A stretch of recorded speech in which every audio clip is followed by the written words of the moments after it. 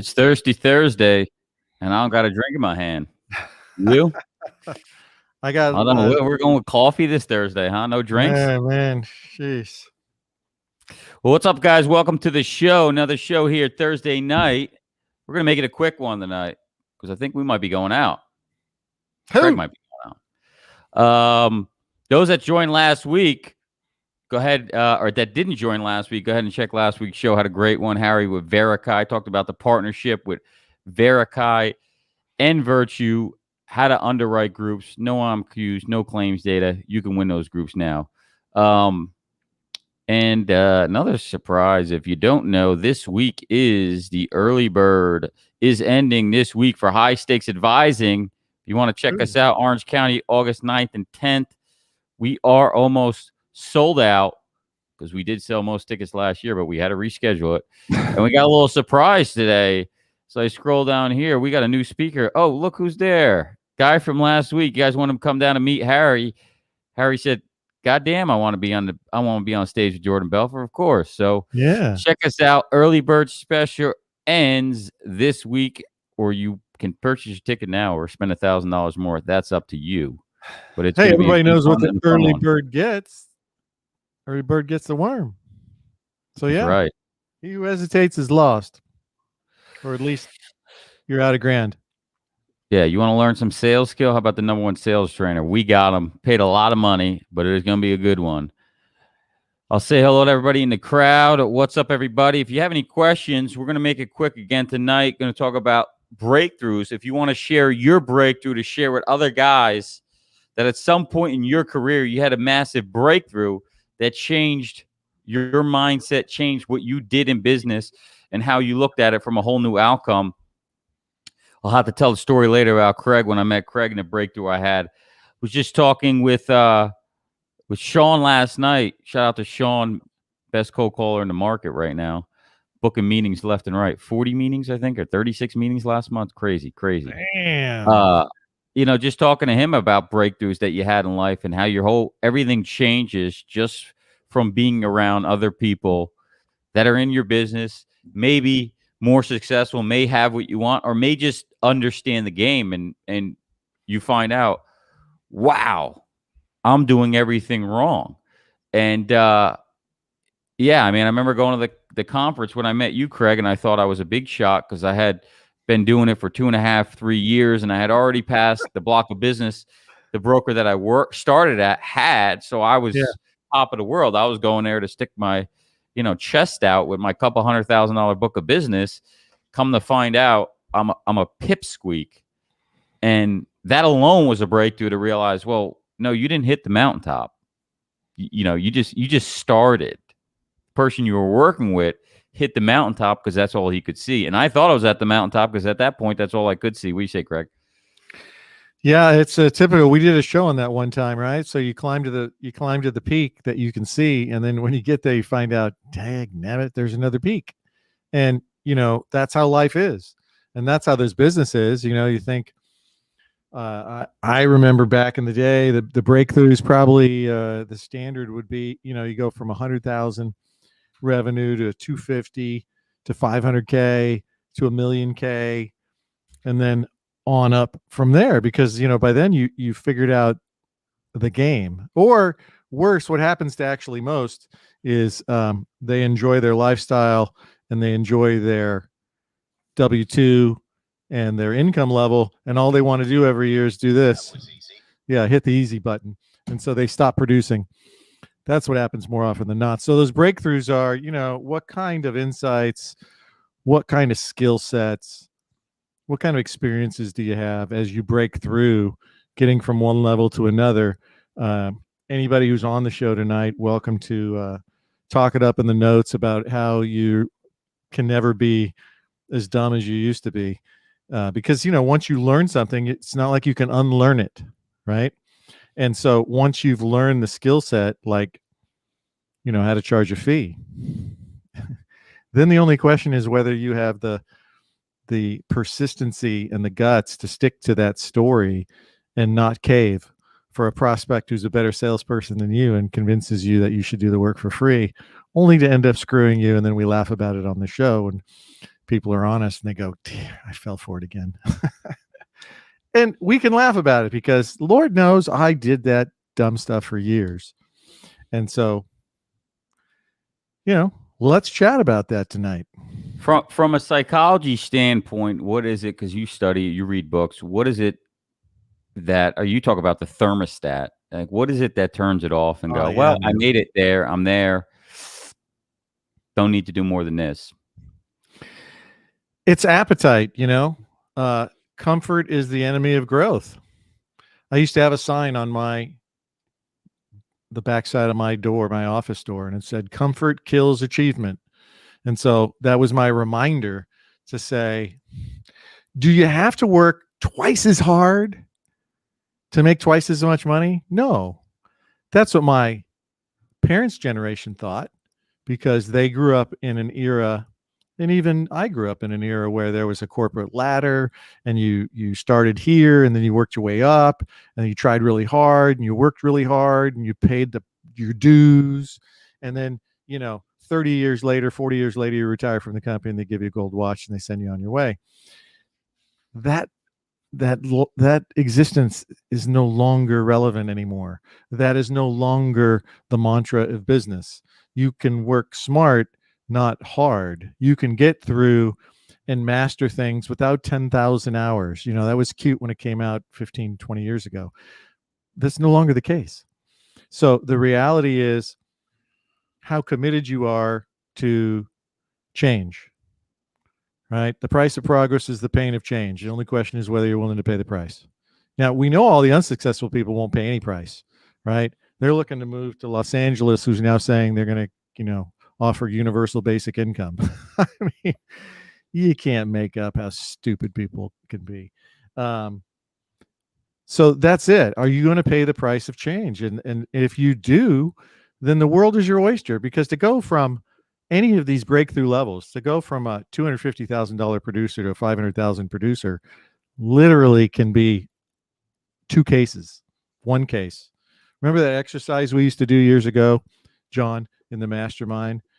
It was the 40-40-20 exercise. And you'd look and you go, bottom 40% revenue clients, middle 40, top 20, right? And when you added up the revenue generated from your top 20% of your clients, and you looked at what the revenue was for the bottom 40% of your clients, in the vast majority of every broker's book of business, it took only 2 customers in the top 20%, call that the A-list, 2 new A-list customers to replace the entire bottom 40% time-sucking vampire clients that you waste your time servicing, stealing money away from your children, your spouse, your lifestyle, your retirement, your future, because you use that as an excuse to not go get 2 new A-list clients.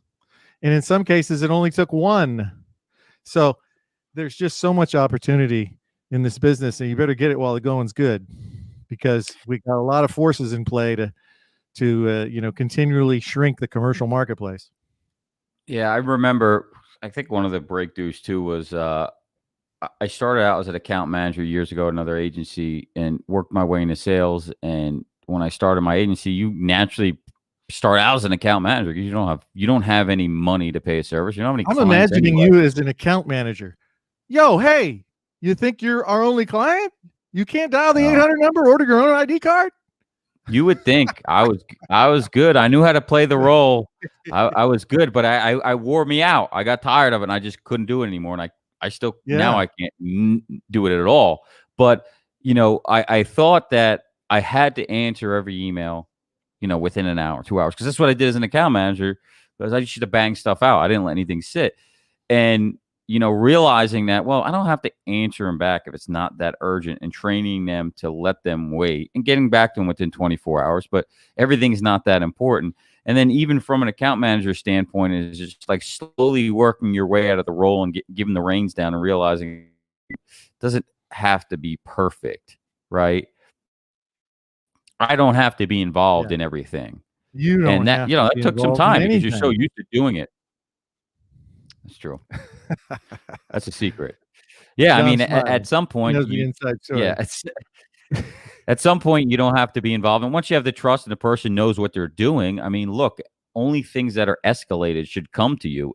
And some of you out there, because I talk to a lot of you and I see the emails, a lot of you are still doing service and account management shit, and you got to stop it because, you're just taking time away from selling. Because And if it'll you're not taking trap time for away, you. You're going you, to be stuck at that level. You just going to get like, God, it doesn't matter what I do. I'm stuck at 500,000. I'm stuck. Because you can't get out of your own way. You got to stop doing stuff that makes $15 an hour and do the things that makes the $100,000 in revenue. Think about it this way. The problem for the vast majority in the healthcare business is they don't have enough prospects. And so if you don't have 50 prospects where you can say, I'll get to the 40, but I've got a top 10. Then if you don't have that, then that's your challenge. So how are you going to go from 500,000 to $1 million if you don't have enough prospects?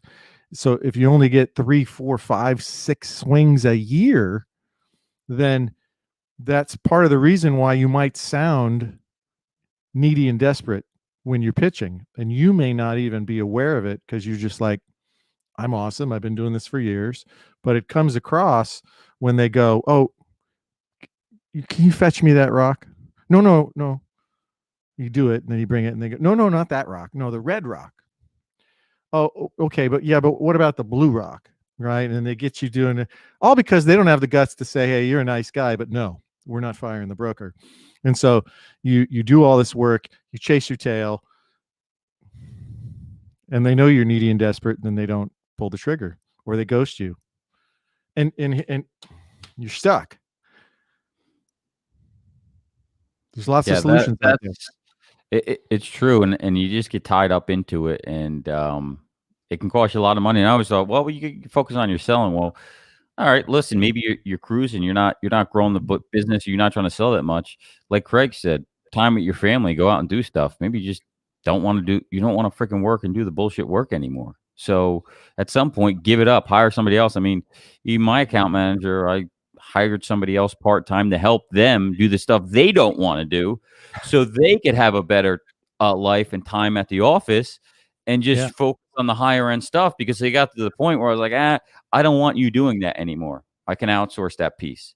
You train them, outsource that piece, enrollments, this and that. Now you just manage it and you look it over, and now their life changes, right? And you continuously do that. But let's move on to sales. So again, top of the mountain, size of cases.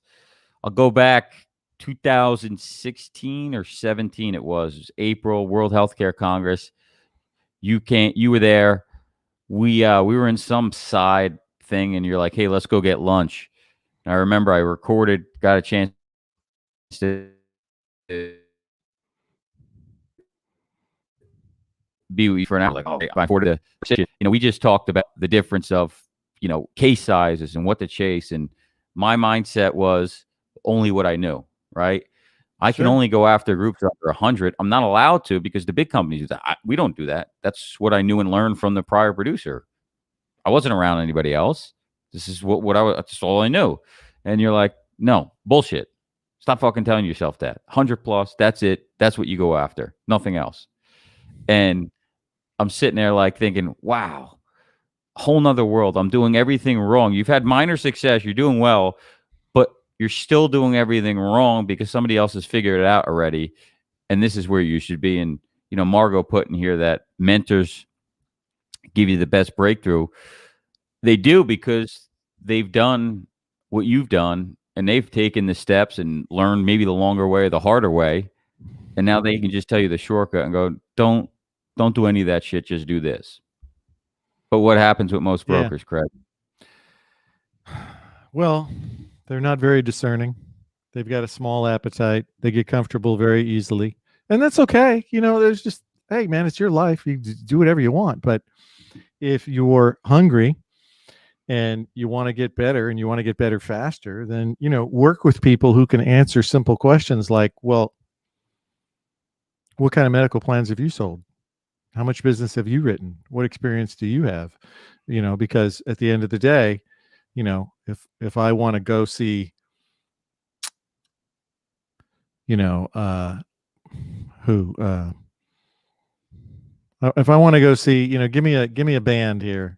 I'm a country guy, so I Green might use Day. a reference. Okay. Nobody knows who I'm talking about. Green Day.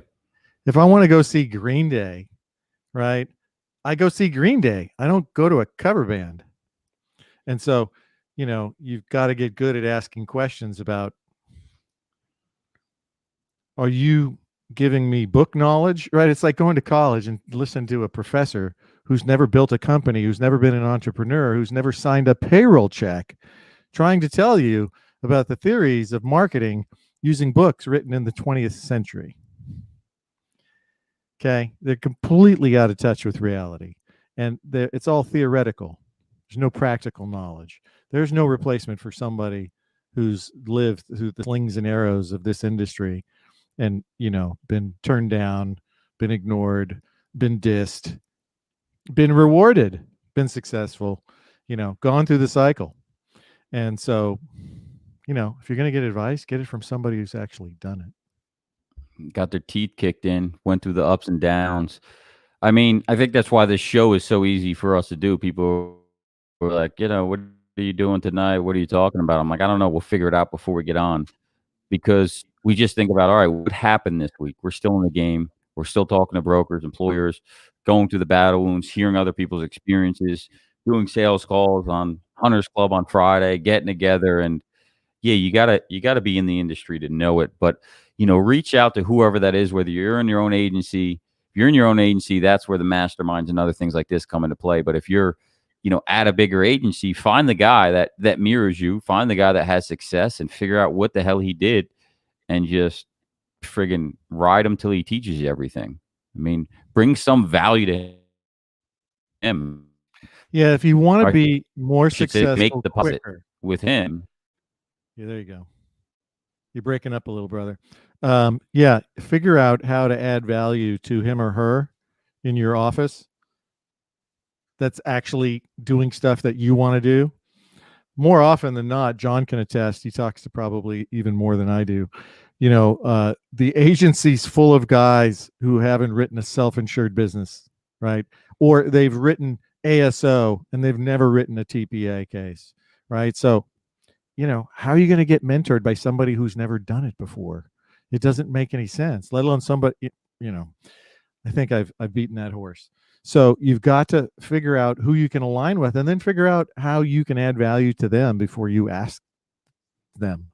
You go, let me impose on our friendship by asking you to teach me everything you know. It's probably, a better way to do that. Yeah, let me I think I got an email yesterday. Somebody, I want to come pick your brain. What do you say? What, pick my pocket? Is that what you said? You better give me something if you want to take, right? Yeah. Those listening, if you got anything to share, a breakthrough you had, go ahead and put it in the comment section below. Other breakthrough was just traveling in life versus 18 hours a day, every day, realizing you don't have Yeah. to do that. You don't. Maybe in the beginning, look, I'll say in the beginning, you got to put in the sweat equity. But once you get to a revenue level where you can hire and delegate certain things, you shouldn't be doing it. You should be living some life and just focus on, what is my highest velocity priority of today, right? Mine is Yeah. talking in front of employers, talking to advisors. It's not all the other stuff. Now, again, things happen, you lose staff, you got to jump back in, you got to do what you got to do, but you need to build around not doing most of that stuff. And the reality is, once you get to that level where you have the income, you don't have to work a full day. What do you always say, Craig? This is the best half-day job in America. Sure You is. don't if you can get in front of 2 people a day and spend 2 hours talking to 2 prospects, in reality, if you have a good team behind you, that's all you have to do for the day. Exactly. It's just a lot of bad habits accumulated over time that tells you that you can't do that and be successful. You just have to be able to get in front of 2 people a day. That's the problem. If you can get in front of 2 people a day, then you can spend 2 hours a day working and let everybody else do the rest of the stuff, because that's what you're best at. Yeah. They're literally, I learned it, from Dan Sullivan, the strategic coach back in the 90s. And he's like, Find people who love to do what you hate to do. Success is inevitable. And so that's, God forbid you love doing service work. Okay. You should love being a consultant where you solve problems. But hey, whatever you're into. But I'm just saying, if you want to grow your book and you want to grow it faster, outsource the things, right? Do none of what you hate, less of what you like, and more of what you love. That's the secret. Instead, everybody does everything. And so that is just a dilution of your effort. And of course, that effort is once you dilute that, it means that you reduce your earnings, that reduces your impact, that reduces your influence, that reduces your income, and all of a sudden you feel stuck. And 5 years goes by, and you've done the usual broker game, squirrel, squirrel, and every year you're chasing this product or this product all the time, ignoring what was staring you in your face the whole time, and that was you don't have enough prospects to sell to. That's the challenge. And you have to stop doing things that you aren't good at. Here's the last breakthrough, and we're going to cut it short today, is building your business around your life. So now I'm at the point where I'm deciding on, okay, does this make sense and fit into my life and how I want to live moving forward? Right? That's taking on a group like this, or somebody that's a pain in the ass. Puerto Rico, Las Vegas. The guy can't make up his mind where he wants to live. Well, yeah, and look, some of these clients, you got to get rid of them at some point. You got to say, thank you, but no thank you. You think of the stress that you puts on your account managers and stuff, and it's like, you're causing too much trouble that I may lose a guy or stress him out. You're not worth it to me, And they'll almost always back down if you just have the conviction to call that customer up and say, nobody that we work with talks to our people the way you do, treats them the way you do, shows the disrespect to them that you do. And I'm calling you to let you know that kind of behavior is unacceptable and we will not put up with it. So it's probably best that we just part ways and you go find somebody else that you can beat up, because we don't operate that way with people we do business with. And I bet the majority of them will change on a dime and they'll stop treating you like that. They just do it out of habit because they believe that by bullying people, they get their way most of the time. And most of the world reinforces it because they won't stand up for themselves and go, well, hey, dude, I've told people life is too short to put up with all of your drama. So you either treat us with respect or we part ways. Had to have those conversations with brokers. It comes up, people. Yeah. Look, I see it now, even on the wholesale side, right? I remember me being, more of a bully with my GA and being a bully and getting everything I wanted. So I just kept doing it because I always get what I want. All I got to do is be a bully and yell and get what I want. And now I see it being done to me, and I'm like, oh man, I was that broker. That was me. That's what I did. And and they kept giving me everything I wanted. So it just reinforced keep doing this, and they'll keep giving you what you want. It's not personal. It's usually just habituated behavior. Yeah. Can't happen. Don't let it happen. Hey, Pierre says he had a breakthrough. Pierre's our boy down in Nolens, right? He's your typical, a little bit younger than the average healthcare broker in America, but been skeptical for a couple of years, but finally willing to try stuff. And lo and behold, hey, charging fees. And he signed up for high stakes advising. He knows where it's at. And he's coming to Cali in August. We're going to have a good time. Well, we will end it there. Those listening, thanks for joining us. If you haven't already, go ahead and check it out on the website, headsupadvisor.com. Go to the event page, check out High Stakes Advising 2021. Be a great time. Early bird tickets end this week. It's going up $1,000. Go ahead and jump in before they're gone. Thanks for joining us, guys. We'll see you next week. Happy hunting, baby. Later.